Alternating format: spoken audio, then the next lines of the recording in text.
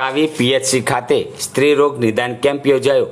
ગુજરાત સરકાર માતા મૃત્યુ દર, બાળ મૃત્યુ દર ઘટાડવા સતત પ્રયત્નશીલ રહે છે, જે અંતર્ગત આજરોજ સવારે 9 કલાકે કાવી પીએચસી ખાતે સગર્ભા માતા અને સ્ત્રી રોગ નિદાન અંગેનો camp EMRI, green health service અને PI ફાઉન્ડેશનના સહયોગથી યોજાયો હતો, જેમાં MHU પ્રોજેક્ટ ઓપરેશન હેડ હરીન્દ્ર વાડા, પ્રોજેક્ટ કોઓર્ડિનેટર પ્રવીણ ગોલતકર, તાલુકા પંચાયત સભ્ય સાજીદભાઈ મુનશી, ગામ અગ્રણી વિક્રમભાઈ સહિત ઉપસ્થિત રહ્યા હતા।